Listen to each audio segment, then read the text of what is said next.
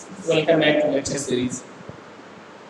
आज हम लोग नया टॉपिक शुरू करेंगे, पूरा एक नया यूनिट शुरू करेंगे। ये आपका यूनिट 4 है, पल्स कोड मॉड्यूलेशन सिस्टम। तो अगर हम बात करें पल्स कोड मॉड्यूलेशन सिस्टम का, तो हमने कहा कि अगर हम पल्स कोड मॉड्यूलेशन या सिंपली पीसीएम की बात करें, तो जो पीसीएम सिस्टम है, पीसीएम सिस्टम में हम क्या करते हैं? अब ये जो इसमें ट्रांसमिशन होता है, सिंपली हम देखते हैं कि ट्रांसमिशन है वो डिजिटल डेटा का ट्रांसमिशन है। जो पीसीएम सिस्टम है वो डिजिटल डेटा का ट्रांसमिशन है। और अब तक जो हमने पूरा कम्युनिकेशन डिस्कस किया है, तो किस टाइप के सिग्नल का ट्रांसमिशन किया था हमने?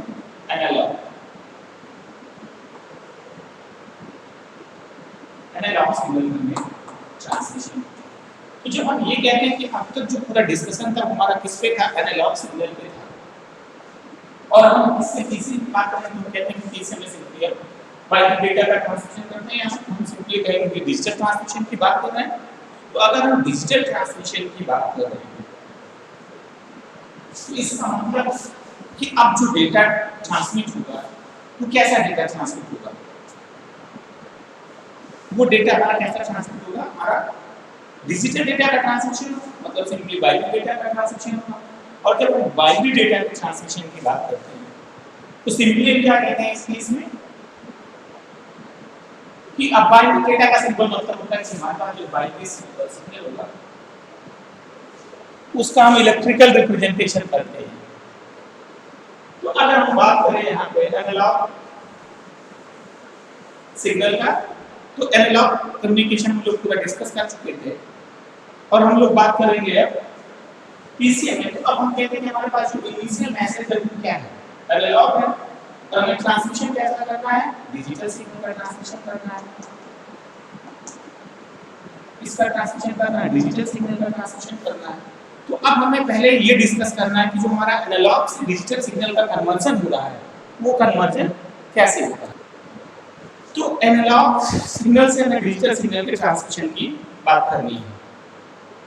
तो अगर हम एनालॉग से डिजिटल ट्रांसमिशन की बात करते हैं, तो हमें पहले ये जानना है कि आपके पास जो ये सिस्टम है कैसे किसी सिग्नल को, एनालॉग सिग्नल को डिजिटल में कन्वर्ट कर देगा। क्योंकि अब जो ट्रांसमिशन होगा वो क्या होगा? सिग्नल का ही ट्रांसमिशन होगा। बाकी जो सिस्टम होगा वो सेम होगा। आपके पास ट्रांसमीटर होगा, आपके पास रिसीवर होगा, चैनल होगा। तो अब अगर हम एनालॉग से डिजिटल ट्रांसमिशन की बात करते हैं, तो आप सिंपली क्या कहते हो कि जब आपके पास कोई एनालॉग सिग्नल होता है और आपको डिजिटल सिग्नल में कन्वर्ट करना रहता है, तो आप सिंपली क्या करते हो कि आपके पास जो एनालॉग सिग्नल है उसको आप इसको देते हो ए टू डी कन्वर्टर पे, A to D converter, simply analog to digital converter. और होता भी यही है कि हम analog A to D converter use करते हैं एज इन एनालॉग सिग्नल में, और जो ए टू डी कन्वर्टर का आउटपुट होगा वो भी डिजिटल सिग्नल रिसीव हो जाएगा। ये हम ट्रांसमिटिंग साइड पे करेंगे और इसी का जस्ट रिवर्स होता है आपके पास रिसीविंग इंटरफेस। जो रिसीवर होगा वो तो आपके पास एनालॉग डेटा रिकॉग्नाइज करेगा, ये हमारा यूनिट मैच होगा वो एनालॉग का, या जो भी डिजिटल सिग्नल होगा और ट्रांसमिट हम डिजिटल करेंगे। तो अब यहाँ पे क्या करेंगे कि जैसे हमने यहाँ पे ए टू बी किया था और हम रिसीविंग साइड पे क्या करते हैं, ये आपके पास रिसीवर सेक्शन में होगा, बी से ए कन्वर्जन। तो इसके केस में हम क्या करेंगे, डिजिटल डेटा एज इनपुट देंगे और analogue signal as a output receive करेंगे। ये पूरा जो सेक्शन होगा ये हम यूज करेंगे कहाँ पे? ट्रांसमीटर सेक्शन पे। और ये जो सेक्शन यूज करेंगे हम रिसीवर सेक्शन पे। तो अभी तो हमारे पास ये डिस्कशन का पॉइंट है।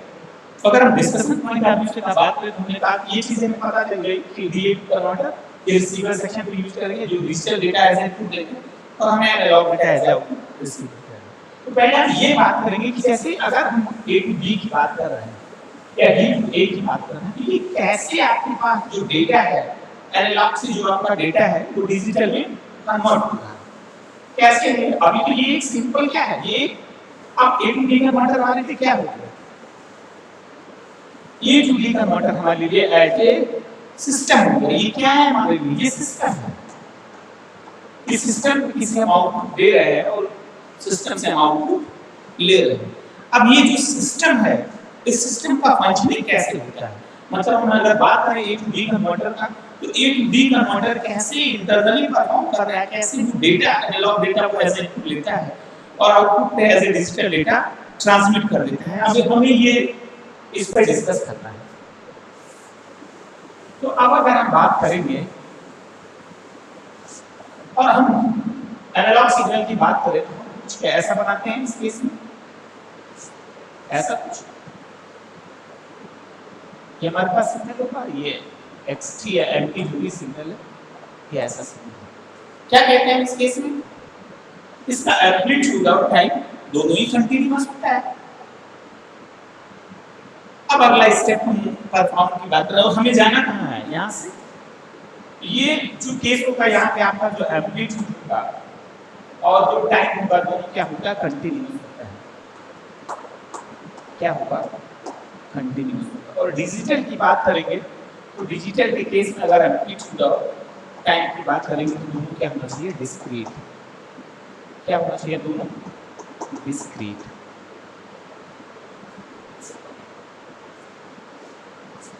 तो हमें ये करना है, यहाँ पे कंटीन्यूअस डेटा है, दोनों हमें डिस्क्रीट में कन्वर्ट करना है। डिजिटल लेवल का संबंध मतलब डिजिटल का मतलब फिक्स रेफरेंस लेवल या जीरो या तो भाई। अब हम बात करते हैं अगर कन्वर्जन की हम बात करेंगे तो कन्वर्जन के केस में सबसे पहले चीज हम क्या करते हैं, जो पहला स्टेप होता है वो सैंपलिंग। यहाँ पे हम क्या यूज करते हैं, सैंपलर लिख देंगे या सैंपलिंग कर देंगे, सैंपलिंग कर दे रहे हैं, सैंपलिंग कर दे रहे हैं। तो अगर हम सैंपलिंग की बात करते हैं तो सैंपलिंग क्या चीज है,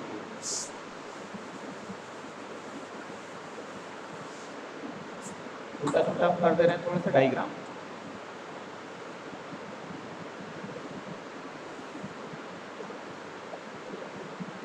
अगर हम सैंपलिंग की बात करें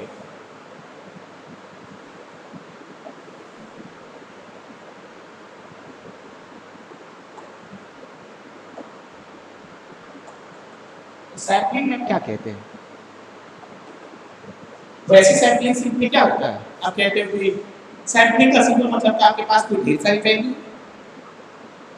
या कोई आपके पास फिक्स्ड अमाउंट है जिससे आप क्या करते हो, कुछ पर्टिकुलर वैल्यूज को सिलेक्ट कर लेते हो और ये जो वैल्यूज से पूरा जो आपके पास सिस्टम होता है, उस सिस्टम का जो भी आपका पैरामीटर होगा, पैरामीटर पैरामीटर जो भी उसका परफॉर्मेंस होगा, जो भी आउटपुट होगा, उसको हम क्या करते हैं, कैलकुलेट करते हैं। तो अगर यहाँ पे सैंपलिंग की बात करें तो सैंपलिंग यहाँ पे भी ऐसा कुछ है। सैंपलिंग का सिंपल मीनिंग यहाँ पे होता है कि हम क्या करते हैं कि जो हमारे पास मैसेज है उसको हम क्या करते हैं, पार्ट पार्ट में ब्रेक कर देते हैं। तो अगर हम सैंपलिंग की बात करते हैं तो पार्ट पार्ट में ब्रेक करने की बात करते हैं, मतलब ये कंटीन्यूअस सिग्नल था, इसको हम क्या करेंगे, ऐसे ऐसे ब्रेक कर देंगे।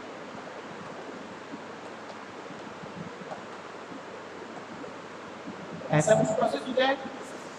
मतलब इस केस में जो आपके पास टाइम होगा, आप टाइम इंक्लूड कंटीन्यूअस नहीं रहेगा, पार्ट पार्ट में ब्रेक करने का मतलब आप यही तो टाइम सैंपल का नोट कर रहे हैं, यहाँ पे ब्रेक कर दे रहे हैं।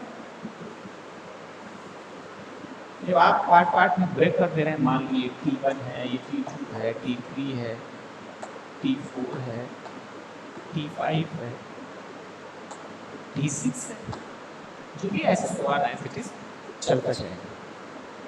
तो क्या देख हम यहाँ से क्या रहे, यहाँ पे हम सिंपली ये देख रहे हैं कि अब अगर हम बात करेंगे यहाँ पे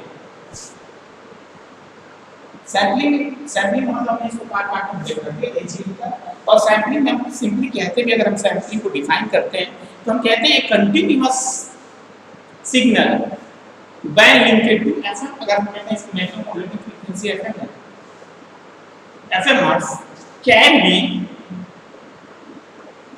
converted its into equivalent sample if equivalent sample without any information of if sample frequency is selected as if and only if fn is greater than equal to 2.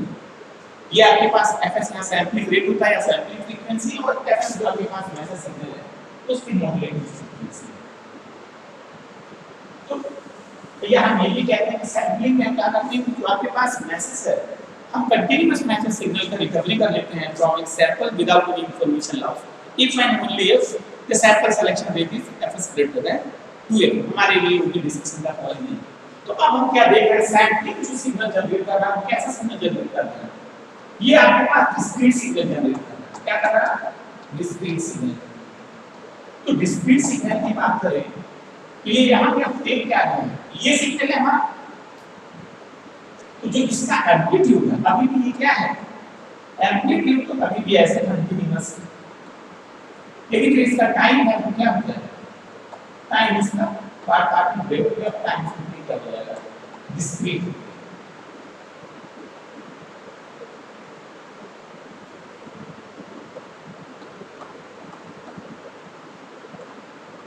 ये ऐसा कुछ इसका मतलब क्या होगा,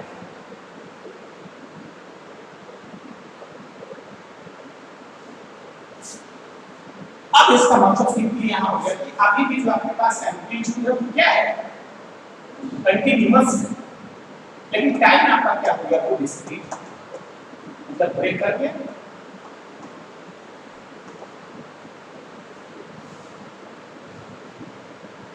हमें तो क्या चाहिए, हमें तो डिजिटल सिग्नल चाहिए ना जो दोनों ही डिस्क्रीट हो, एम्पलीट्यूड भी और टाइम भी। और हमें अभी तक क्या किया, अभी भी एम्पलीट्यूड की कंटिन्यूटी है, तो एम्पलीट्यूड की कंटिन्यूटी केवल टाइम ब्रेक की हुआ है। तो इसका सिंपल मीनिंग ये हो गया कि अभी भी जो ये आपके पास सर्कुलर आउटपुट इसे डिस्क्रीट सिग्नल कहते हैं, इसका जो बिहेवियर है अभी भी ऐसे एनालॉग सिग्नल बिहेव कर रहा है, अभी भी ये क्या कर रहा है, ऐसे एनालॉग सिग्नल बिहेव कर रहा है, क्योंकि इसका जो एम्पलीट्यूड है अभी भी क्या है हमारा, कंटीन्यूअस। तो अब हम क्या करेंगे कि अगर हम इसका एम्पलीट्यूड भी ब्रेक कर दें, अगर हम इसका एम्पलीट्यूड भी ब्रेक कर दें तो हम क्या करेंगे, डिजिटल सिग्नल में कन्वर्ट कर देंगे। तो अब हमें एम्पलीट्यूड की वैल्यू, ये जो एम्पलीट्यूड है कंटिन्यूटी इसको ब्रेक करना, तो हम क्या अप्लाई करेंगे, क्वांटाइजेशन। क्या अप्लाई करते हैं, क्वांटाइजेशन। अब ये क्वांटाइजेशन क्या नई चीज है,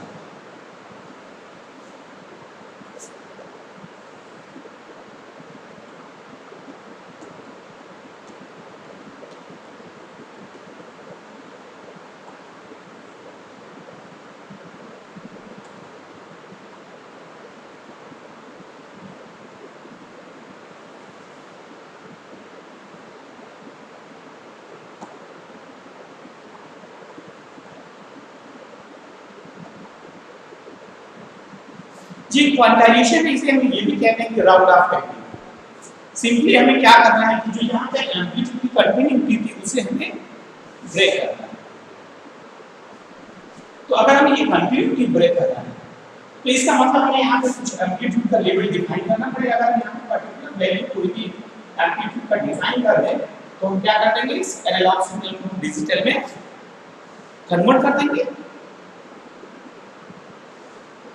अब हम सिंपली क्या करेंगे कि ये आपके पास जो एम्पलीट्यूड की वैल्यू है, ये मान लो मैक्सिमम वैल्यू इसकी दी है और माइनस से इसको हम पार्ट में क्या करते हैं, ब्रेक करते हैं ये, और जो ये पार्ट में ब्रेक करते हैं इसका जो लेंथ होता है साइज इसे कहते हैं हम डेल्टा। इसे किससे डिनोट करते हैं, स्टेप साइज, स्टेप साइज। अब जो ये लेंथ है अभी तो कहेंगे ये लेंथ फिक्स है, मतलब यूनिफॉर्म क्वांटाइजेशन का सबका जो ये डेल्टा का साइज है फिक्स है, लेटर हम डिस्कस करेंगे इसका भी वेरिएशन होगा। तो ये अब हम क्या करेंगे, ये ब्रेक है। अब जो ये ब्रेक है, ये ब्रेक हम कैसे कहते हैं, कैसे करेंगे, ब्रेक करने का सिंपल मतलब ये हो जाएगा कि अगर हम ब्रेक करने की बात करें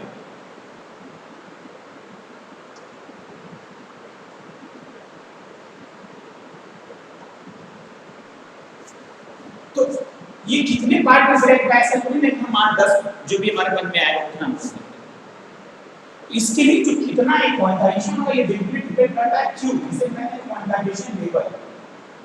क्या कहते हैं आप? Quantization level. Q की वैल्यू जो होती है 2Q इक्वल टू की पावर n। n सिंपली यहाँ पे क्या होगा हमारा दोबारा कि जो आपके पास नंबर है बिट है कितने हैं। अगर कहते हैं कि हमारे पास 3 बिट है तो हम कितने बिट्स को पार्ट में कर दें तो 2 की पावर 3 जाएगा 8 है। अगर हमारे पास 2 बिट होगा तो इसको पार्ट में ये ऐसे ही है इसको पार्ट में बैठ गए। अब हम क्या करेंगे इसकी बात जब ये पार्ट में बैठ करते हैं तो अब हम यहाँ पे जैसे हम ये कहते हैं T1 पॉइंट की बात होती है छोटी मेंशन कर रहे हैं। अब ये जो T1 है T1 पे हम देखेंगे कि जो ये हमारे पास एम्पलीट्यूड का ये डिफरेंट वैल्यूज में डिफाइन किया है करते हैं तो इसमें जो सबसे नियरेस्ट वैल्यू होगी वो हम असाइन करेंगे। जैसे अगर मैं आपकी बात करें ये जो भी है मान लो 0 है ये मान लो 0 1 है ये 1 0 है ये 1 1 चार पार्ट में ब्रेक किया ऐसे इधर सिमिलर। अब अगर हम बात करें तो ये हम देख रहे हैं पहले ये सबसे नियरेस्ट वैल्यू है। अगर मान लो थोड़ा ज्यादा भी है ये सबसे नियरेस्ट होगी तो ये बहुत बड़ी होगी। मतलब अगर हम इसकी बात करें तो ये भी कुछ ऐसा ही आ रहा है ये वैल्यू बहुत दूर है सबसे जो नियरेस्ट एम्पलीट्यूड की वैल्यू हुई वो असाइन कर देंगे। ऐसे इस पर्टिकुलर पॉइंट की बात करें तो यहाँ पे ऐसा असाइन कर देंगे।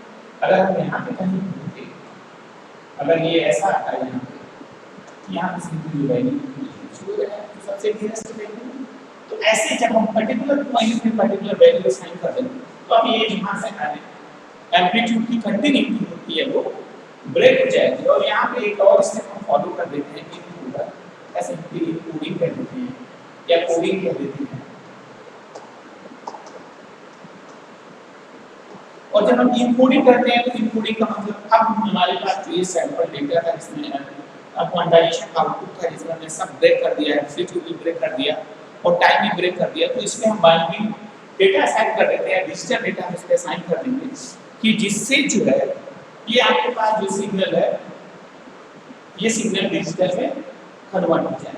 ये जो पूरा प्रोसेस होता है ये हमारा एनालॉग से डिजिटल कन्वर्जन का ये पूरी चीजें हो गई एनालॉग से डिजिटल कन्वर्जन में। अब इसके बाद हम बात करेंगे ये पूरा प्रोसेस जब होगा तो इसके पहले जो बात जो पूरा प्रोसेस था ये कन्वर्जन का था तो अभी जो पूरा ये हमें पढ़ना है हमें स्टार्ट करना है सैंपलिंग से। सैंपलिंग हमें डिस्कस करना उसके बाद हमें पल्स मॉड्यूलेशन पढ़ना है। तो अब हमें एक चीज़ और इसमें डिस्कस करना अभी हम बेसिक बता दे रहे हैं जिससे समय रिकवरी कर देंगे सीधे डायरेक्ट जो है डिस्कस कर लेंगे। तो सैंपलिंग से पहले हम लोग अगर बात करें तो हमें पढ़ना है पल्स मॉड्यूलेशन। हमने कहा कि हमें पढ़ना रहेगा पल्स मॉड्यूलेशन।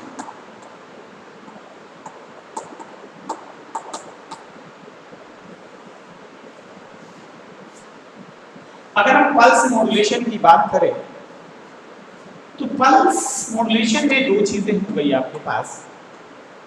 एक आपके पास पीएम हो गया और एक आपके पास पीटीएम हो गया। पल्स पीटीएम के पास दो पार्ट में डिवाइड होगा आपका। एक आपके पास पीडब्ल्यूएम होगा और दूसरा आपके पास पीपीएम होगा। पल्स एम्पलीट्यूड मॉड्यूलेशन और ये आपके पास क्या होता है pulse time modulation. Pulse time modulation further दो चीजें हो गई पल्स विद मॉड्यूलेशन और पल्स पोजीशन मॉड्यूलेशन। तो इस पे हम लोग डिस्कशन करेंगे। अगर हम पल्स मॉड्यूलेशन की बात करें तो अब जो आपके पास कैरियर होगा मैसेज सिग्नल अभी भी आपका एनालॉग मैसेज ही होगा लेकिन पल्सेस होंगी सिंपली पल्स ट्रेन होंगी। और उसके बाद आपके पास जब पीएम की बात करेंगे तो पीएम के केस में जो आपके पास पल्सेस होंगी पल्सेस के एम्पलीट्यूड में चेंजेस आएगा। और उसके बाद उस केस में जो आपके पास टाइम होगा जैसे हम कहते हैं जो विड्थ है और जो पोजीशन है पल्सेस की वो कांस्टेंट होगी। और जब आप बात करोगे पल्स टाइम मॉड्यूलेशन का तो उस केस में जो आपके पास पल्स टाइम मॉड्यूलेशन फर्दर दो टाइप का होगा पल्स विद मॉड्यूलेशन और पल्स पोजीशन मॉड्यूलेशन। दोनों ही के केस में जो आपके पास पल्सेस की हाइट या पल्सेस की एम्पलीट्यूड होगी वो कांस्टेंट होंगी। और विड्थ के केस में जो पल्सेस की विड्थ है वो विड्थ वेरी करेगी according to the instantaneous value of modulating signal. और पोजीशन की बात करेंगे तो जो आपके पास पोजीशन है वो चेंज होगा according to the instantaneous value of modulating signal. ये जो चीजें हैं, जैसे हमने एम पढ़ा और जैसे हमने जो एंगल मॉड्यूलेशन पढ़ा सिमिलर वे में ऐसे ही है, दोनों ही चीजें हैं, तो इस पे डिस्कशन हम लोग करेंगे। तो सबसे पहले अगर हम बात करें सैंपलिंग का, तो सैंपलिंग क्या चीज है, सैंपलिंग कंप्लीट करेंगे उसके बाद हम पीएम की बात करेंगे। तो सैंपलिंग की बात करें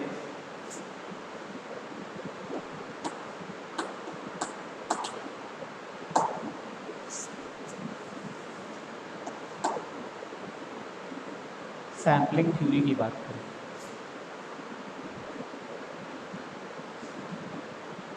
तो सैंपलिंग थ्योरी या सिंपली सैंपलिंग थ्योरम की बात करें तो क्या चीज हो जाएगी।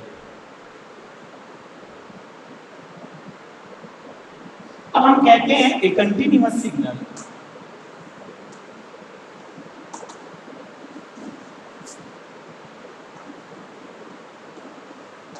a continuous signal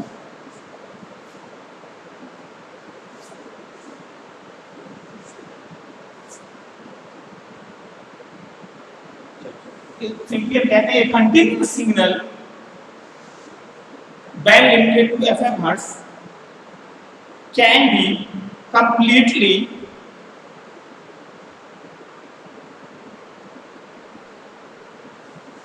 converted its equivalent sample या converted into sample equivalent without any information loss if and only fs greater than equal to 2f। हमने कहा कि सिंपली क्या है, ये कंटिन्यूअस सिग्नल है, कंटिन्यूअस सिग्नल है और इसको हम सैंपल में कन्वर्ट कर दे रहे हैं। कोई इंफॉर्मेशन में लॉस नहीं होगा। जब हम क्या करें, सैंपलिंग रेट होगा या सैंपलिंग फ्रीक्वेंसी हम सेलेक्ट करेंगे fs greater than equal to 2fs। या हम ये भी कहते हैं कि ये सिंपली जो आपके पास इसके साथ ये 1/ts greater than equal to 2f है। या आप सिंपली ये कहिए जो ts है ts less than equal to 1/f। दोनों में से कोई सी भी कंडीशन फुलफिल हो तो इस केस में आपके पास जो मैसेज सिग्नल होगा, जो आपके पास कंटिन्यूअस सिग्नल होगा, वो सैंपल सिग्नल में कन्वर्ट हो जाएगा। या हम ये कहते हैं, इसको और भी हम डिफाइन कर सकते हैं कि ये continuous signal can be completely reconstructed, a continuous signal can be completely reconstructed from its sample equivalent if without any information loss if and only the sample selection rate fs is greater than 2f। मतलब अब हम sample से continuous signal की recovery कर रहे हैं। दो चीजें हो गई, हमने कहा कि हम कंटिन्यूअस सिग्नल को सैंपल में कन्वर्ट भी करते हैं, दूसरा ये है कि जो आपके पास सैंपल सिग्नल है उसे कंटिन्यूअस सिग्नल में भी रिकवरी करते हैं। तो अब यहाँ से दो चीजें आ गई हैं हमारे पास कि अब जो ये सैंपलिंग चीजें हैं,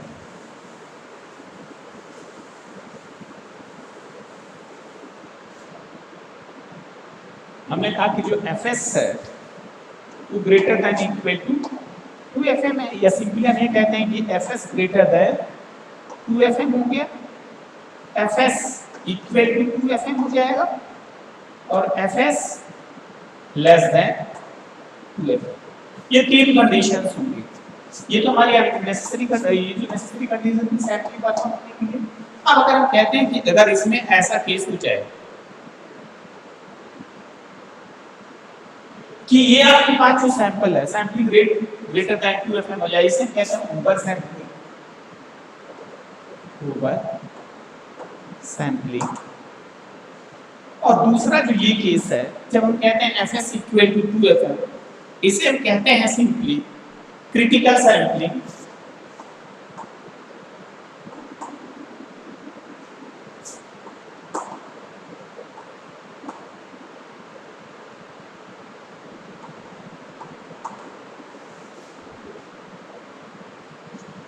और इसके बाद ये जो होगा, जब हम ये कहते हैं कि जो आपके पास एफएस है वो लेस देन 2fm है, ये हमारा हो जाता है अंडर सैंपलिंग।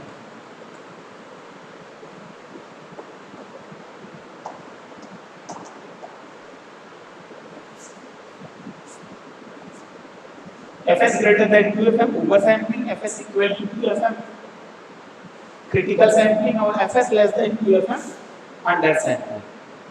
तीन केस है यहाँ पे।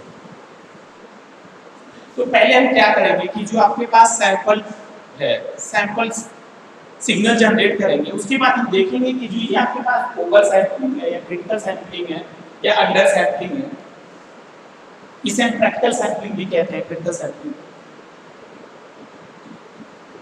तो इस केस में जो आपके पास सैंपल सिग्नल जनरेट हो रहा है या जो आपके पास स्पेक्ट्रम जनरेट हो रही है, उसका नेट इफेक्ट क्या होगा, उस पर हम डिस्कशन करेंगे। तो अगर हम सैंपलिंग की बात करें तो सैंपलिंग के केस में सिंपली क्या होगा,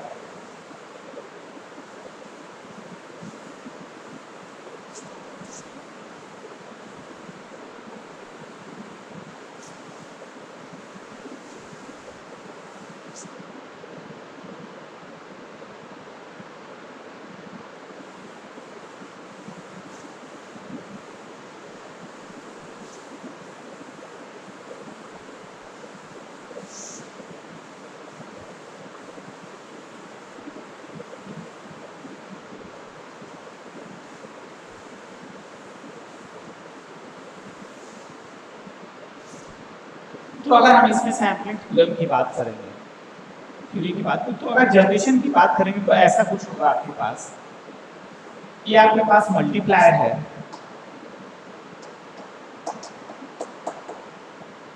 ये इसका जो मल्टीप्लायर का आउटपुट होता है ये आपके पास सैंपल सिग्नल होगा, इसे हम कहते हैं XST। अब जो ये मल्टीप्लायर है, इसको हम दो इनपुट देते हैं, एक ही इनपुट देंगे, ये सिंपली क्या हो जाता है हमारा, ये आपके पास XT या MT सिंपली कंटिन्यूअस सिग्नल है,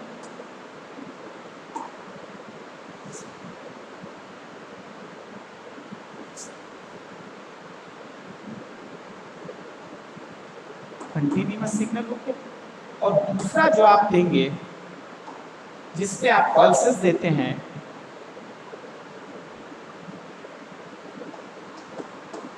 ये आपको देंगे यहां से पल्सेस, पल्स स्ट्रीम।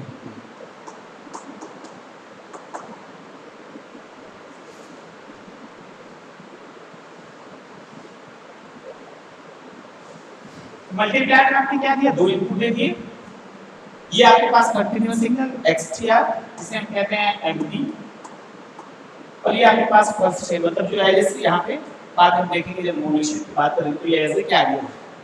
तो अगर इसकी बात करें तो जो मल्टीप्लायर का आउटपुट है सिंपली क्या होगा, सैंपल सिग्नल। तो ये अगर इसके डायग्राम की बात करें आप, तो इसका डायग्राम कुछ ऐसा जनरेट होगा, ये आपके पास मैसेज सिग्नल है,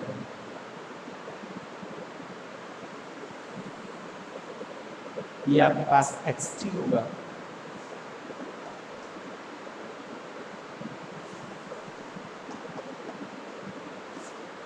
ये आपके पास डेल्टा T,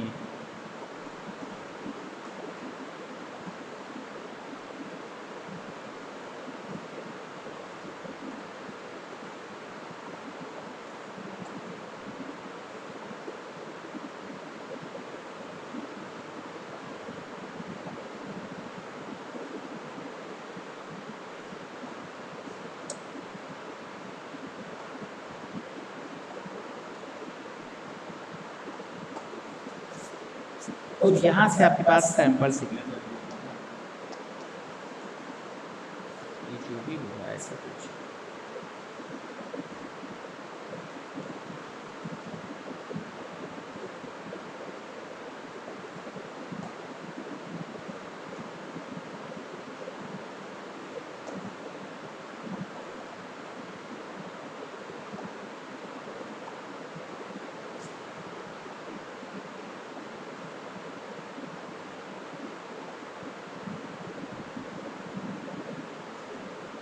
ये आपके पास सैंपल सिग्नल। तो अगर हम इसके डेरिवेशन की बात करें तो कुछ ऐसा नहीं है, एकदम से आसान प्रोसेस है।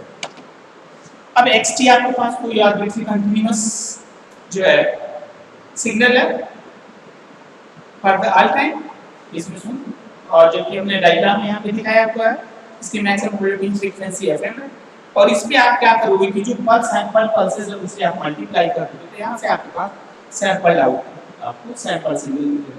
तो अगर हम बात करें यहाँ पे सैंपल आउटपुट का,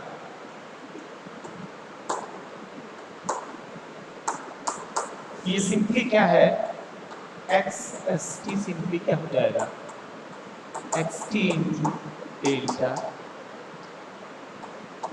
ts इंफिनिटी।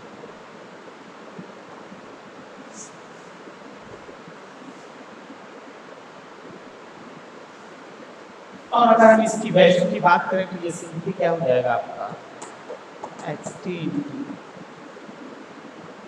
n की value minus infinity to plus infinity delta t minus n ts।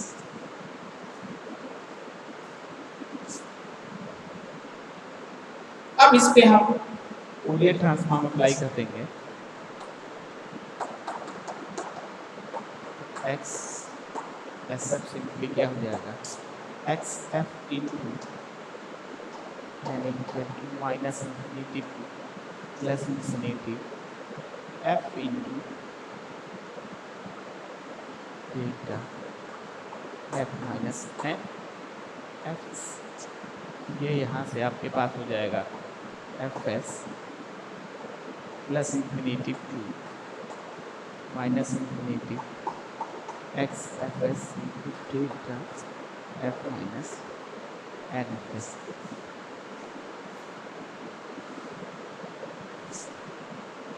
थोड़ी चीज़ें कट रही हैं, मैं थोड़ा सा और इधर करके लिख दे रहा हूँ।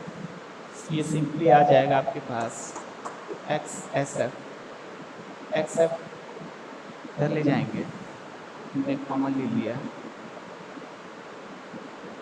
Simply F S F equal हमने यहाँ से जो कॉमन लिया है कन्वर्ट कर देंगे हम इसको फ्रीक्वेंसी डोमेन में, यहाँ से आपके पास मिल जाएगा एक्स एफ एस और ये minus N equal to minus infinity से plus infinity X F into delta F minus N F S. यहाँ पे कन्वोल्यूशन अप्लाई हो जाएगा तो सिंपली ये वैल्यूज क्या आ जाएंगी, F S N equal to minus infinity plus infinity x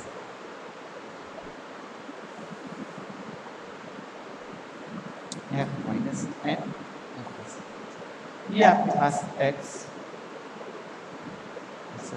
आएगा, ये आपके पास सैंपल सिग्नल जनरेट होता है। अब ये जो आपके पास सैंपल सिग्नल जनरेट हुआ, इसी को हम क्या करेंगे, थोड़ा सा एक्सपेंड करेंगे, और एक्सपेंड करने के बाद लोग ये देखेंगे कि हो क्या रहा, एक्सपेंड करेंगे, उस पर हम एनालिसिस करेंगे कि जो हमारा मैसेज है, जो 3 केस आपके पास जनरेट हुआ था, जब आपका मैसेज सिग्नल ग्रेटर देन है, जब आपका मैसेज लेस देन है, तो उस केस में हो क्या रहा है। तो अगर हम बात करें, इसको हम थोड़ा सा गाइड कर दे रहे हैं अब चीज़ों को,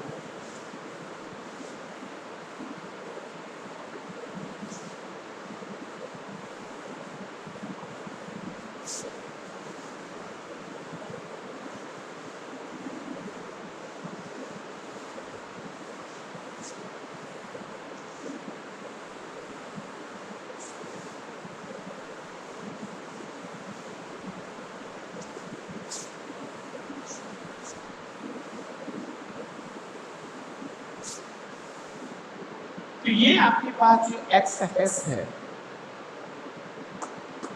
सिंपली क्या हो जाएगा, यहाँ से आपका एफ एस कॉमन हो गया, और जो भी टर्म आएगा कहते हैं कि एक्स ये डॉटेड डॉटेड है, F minus two F S plus x f minus F S plus x F plus x F minus F plus F S और उसके बाद x F plus F S ये डॉटेड डॉटेड हो जाएगा। अब अगर हम ड्रॉ करें इस केस में, हम केस फर्स्ट की बात कर रहे हैं। किसके? केस फर्स्ट की बात करेंगे जब हम कहते हैं कि जो एफ एस है सैंपलिंग फ्रीक्वेंसी है वो ग्रेटर दैन 2f है।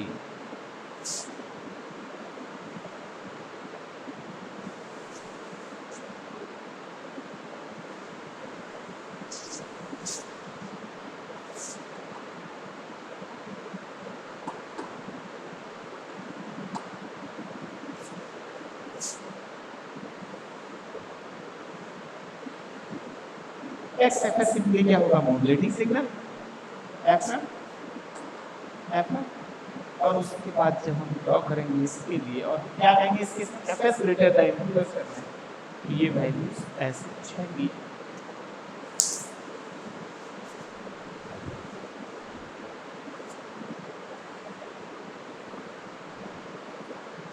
ऐसा कुछ हो जाएगा।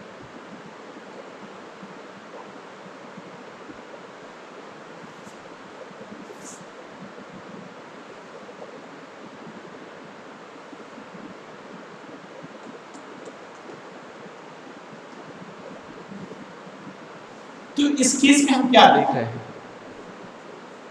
कि जो आपके पास स्पेक्ट्रम जनरेट हो रहे हैं, ये दो स्पेक्ट्रम है, दोनों की केस में हम क्या देखते हैं कि क्या हो रहा है, क्या इसमें बैंड गैप है। जो दो स्पेक्ट्रम आपके पास जनरेट हो रहे हैं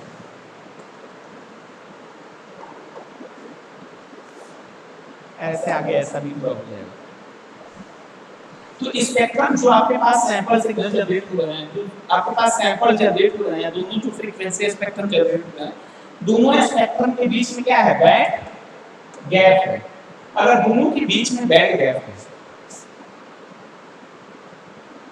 तो कोई दिक्कत नहीं, कोई ओवरलैपिंग है नहीं। इस केस में जो आपके पास सैंपल सिग्नल है इजीली क्या हो जाएगा? कोई इंफॉर्मेशन लॉस नहीं होगा, कोई ओवरलैपिंग नहीं होगी, तो इजीली मैसेज आपका ट्रांसमिट हो जाएगा और उसके बाद हम रिसीविंग एंड रिकॉर्डिंग मैसेज को रिकवर बैक कर लेंगे। ये तो वो केस है, मतलब जो ये ओवर सैंपलिंग का केस है, अभी जो ओवर सैंपलिंग का केस है वो हमारे लिए ठीक है। अब हम सेकंड केस की बात करते हैं।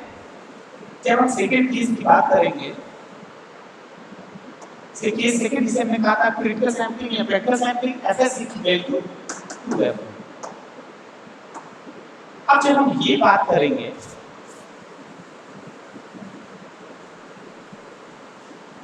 तो क्या देखते हैं?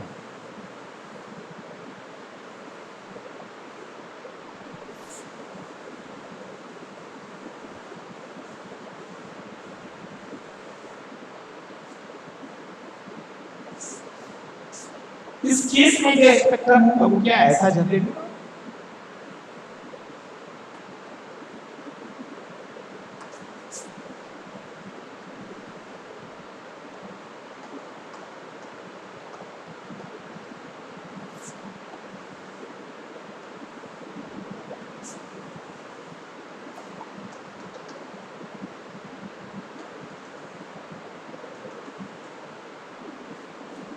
तो वो क्या है यहाँ पे आप देखिए कि जब fs इक्वल टू 2fm करेंगे तो इस केस में ये आपके पास fm होगा, इधर भी fm होगा, मतलब सिंपली जो आपके पास स्पेक्ट्रम जनरेट हो रहे हैं तो स्पेक्ट्रम यहाँ पे एक दूसरे को टच कर रहे हैं, इनका मीटिंग पॉइंट होगा, ये ओवरलैप नहीं कर रहे हैं।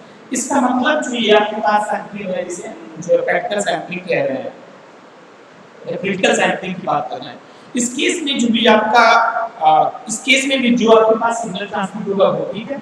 हम इजीली क्या करेंगे? सैंपल सिग्नल का सैंपलिंग कर देंगे, सैंपल सिग्नल को फिर से क्या कर देंगे? ट्रांसमिट कर देंगे और ट्रांसमिट के बाद जो है रिसीविंग एंड में क्या करेंगे? मैसेज की रिकवरी करेंगे। अब जो ये थर्ड केस है उस पे हम देखते हैं जिसे हम कहते हैं कि fs लेस देन 2f। इसे मैंने कहा ये क्या था आपका? अंडर सैंपलिंग, अंडर सैंपलिंग का केस है।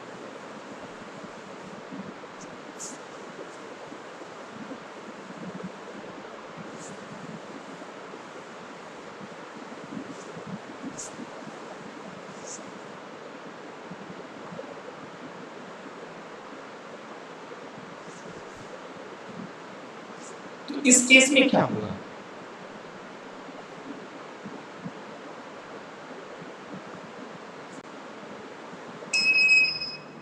इस केस में जो आपके पास स्पेक्ट्रम है वो क्या करेगा? ऐसा कुछ जनरेट हो,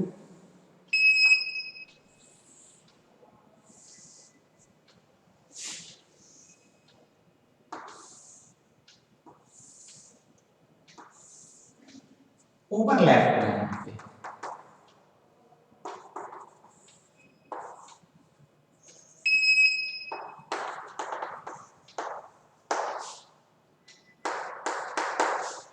और ये कहलाता क्या है? एलियासिंग।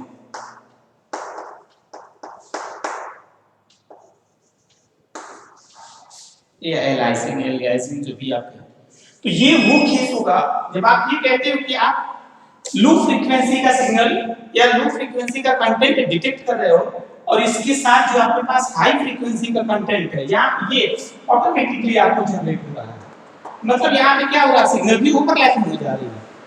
आप कुछ और इंफॉर्मेशन डिटेक्ट करना चाहते हैं और आपको कुछ और इंफॉर्मेशन रिसीव हो जा रहा है। तो ये जो केस होता है इस केस में हम मैसेज का प्रॉपर ट्रांसमिशन और रिसेप्शन नहीं कर पाते। कभी भी इस केस में जो मैसेज का ट्रांसमिशन और रिसेप्शन इजीली नहीं करते हैं क्योंकि सिग्नल में लॉस होता है। हम सिग्नल लो फ्रीक्वेंसी का डिटेक्ट करते हैं और जो हमें सिग्नल रिसीव हो रहा है वो हाई कंटेंट। तो सिंपली हम कहते हैं कि the content of high frequency signal is taken when the identify the frequency content of when the identify the frequency component low frequency component is known as aliasing। अब अगर हम बात करें तो हमें इनिशियल स्टेज पे ऐसा तो कुछ पता नहीं होगा, तो हम इस चीज को रिमूव करने के लिए सिंपली क्या करेंगे कि हम एलपीएफ से पास कर देते हैं बिफोर सैंपलिंग। कि जो एलियासिंग का केस है, जो ओवरलैपिंग का केस है, इसको अवॉइड करने के लिए हम क्या करेंगे? Before sampling the message signal is pass through the low pass filter. अगर हम इसको ऐसा कर देंगे तो ये जो प्रॉब्लम है या वो प्रॉब्लम क्या होगी? रिमूव हो जाएगी। इसे हम कहते थे कि जो एलियासिंग का केस जनरेट होगा। अब आगे हम जो है इस पर डिस्कशन करेंगे। अब देखो इसमें क्या है कि जनरली न्यूमेरिकल पूछे जाते हैं।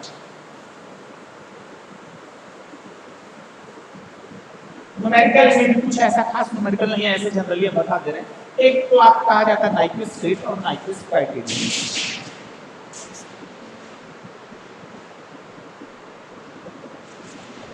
तो इसमें क्या होगा? जैसे आपको कोई दिया होगा कि इसके न्यूमेरिकल की बात करें तो ऐसा कोई आपको सिग्नल दिया होगा। क्वेश्चन में सिंपल क्वेश्चन आते हैं xt equal to 10 cos 1000 pi t plus 20 cos 5000 pi t plus 15 cos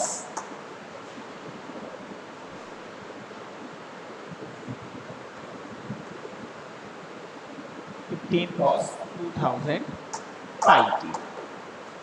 लिखेगा कि calculate the sampling rate and sampling time. क्या करना है आपको? Sampling rate and sampling time interval. या सिंपली आपसे कह देगा कि आपको कैलकुलेट करना Nyquist rate and Nyquist time interval. तो इस केस में अगर हम बात करें तो सिंपली हम क्या करेंगे? पहले हम सैम्पलिंग की बात करते हैं तो हम हमेशा सैम्पलिंग जो सबसे हाईएस्ट फ्रीक्वेंसी होगी उसको हम सेलेक्ट करते हैं। जैसे अगर हम इसमें बात करें तो ये सिंपली क्या हो जाएगा? n cos, या सिंपली हम कहते हैं a m1 cos pi f m1 t plus a m2 cos 2 pi f n2 t और उसके बाद ये रहेगा a m3 cos 2 pi FM3T। यहाँ से हम कंपेयर कर लेंगे तो जो फ्रीक्वेंसी FM1 की आ जाएगी वो आ जाएगी कितनी? 500 हर्ट्ज। इसके केस में आ जाएगा FM2T सिंपली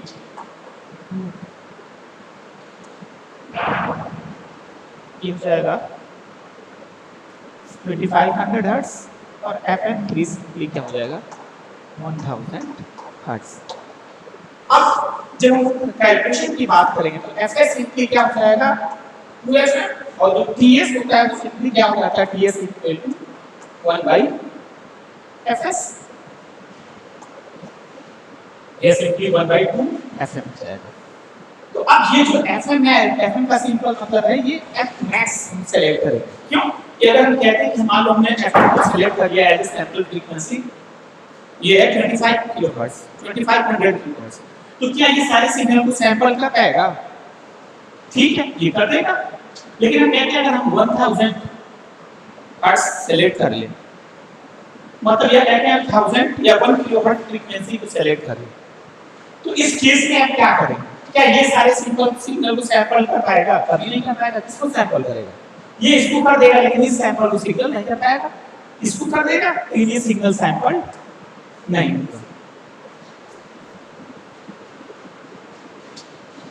तो हम क्या करेंगे? हम सबसे मैक्सिमम फ्रीक्वेंसी को सेलेक्ट करेंगे। तो ये सिंपली क्या हो जाएगा यहाँ से? ये जो आपके पास 2FM होगा ये सिंपली 2F है, 2 हो जाएगा, ये हो जाएगा 2 into 2500 हर्ट्ज और ये हो जाएगा 5 TS की बात करेंगे 1/5 किलो हर्ट्ज करते, ये क्या हो जाएगा सिंपली 1 मिलीसेकंड। तो ऐसे इस केस में जो भी न्यूमेरिकल आएगा आपके पास सिंपल न्यूमेरिकल आएगा, आपको करना क्या रहेगा कि आपको मैक्सिमम फ्रीक्वेंसी सेलेक्ट करना है। जो भी आपके पास फ्रीक्वेंसी कंपोनेंट आएगा जो उसके हिसाब से मैक्सिमम फ्रीक्वेंसी है उसको सेलेक्ट करके आपको उसका 2 टाइम्स कर देना है और आपको सैंपल फ्रीक्वेंसी या नाइक्विस्ट रेट या नाइक्विस्ट क्राइटेरिया या नाइक्विस्ट टाइम इंटरवल कैलकुलेट करना होगा तो 1/fs हो जाएगा। तो ये सिंपल न्यूमेरिकल है, इसको आप कर सकते हैं। और अब हम लोग नेक्स्ट लेक्चर में डिस्कस करेंगे, नेक्स्ट लेक्चर में जब बात करेंगे तो डिस्कशन करेंगे अब पल्स मॉड्यूलेशन सिस्टम का। ये यहाँ पे हम चैप्टर को यूज कर देंगे।